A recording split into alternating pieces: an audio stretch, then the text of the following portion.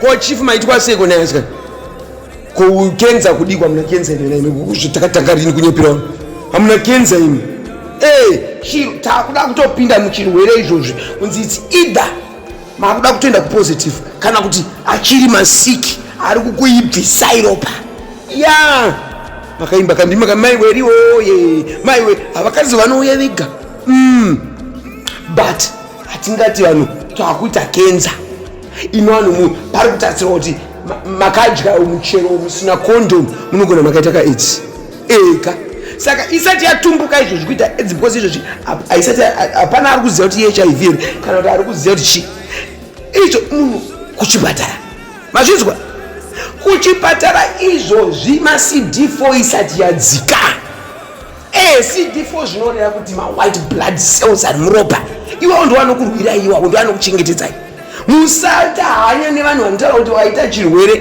chirwere ukana uri munhu mukuru sex it's a necessity ndakutaura semunhu akafunda let me call it the Maslow hierarchy of needs pane chipiramidi so kana dai makafunda makachiona kuchikoro pane chipiramidi so chinonzi chiMaslow hierarchy of needs chinenge chine housing chinenge chine different pillars social structure money blah blah blah finance blah blah blah and one of the needs there romance and sex.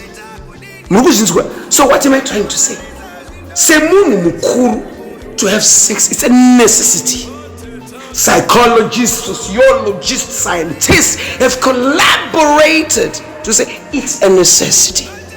So makangoita zvinhu zvinoitwa nevanhu vakuru asi zvamakuda kuita izvi zvekuti KENZA ndo zvakauraya amtukudzi musaka amtukudzi wakafa nedzi vakatanga kunyepera ndaita KENZA isu taivaziya kesu kuti baba vaishira dhezi ipo paya dhezi anomwa mapiritsi anotonotora mushonga ipo paya dhezi asi vamutukudzi vakatya ndosekwa ndine mbiri ipiko vanhu munokoshesa mbiri tumachi upenyu. You only have one life. Mpiri yedo. All glory belongs to God. Mashizwa ima Hwenje. So ndaupiwa phone number nditaure nemi. Mubvisa chipfungwa cheKENZA ichi. Ndakupinda 20 years. Ndichimwa mapirisa.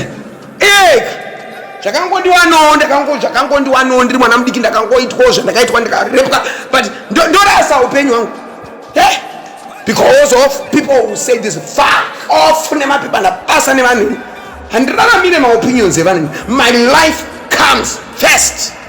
Those are going to funga uchita izvozvo. Opinion is the cheapest commodity in the world.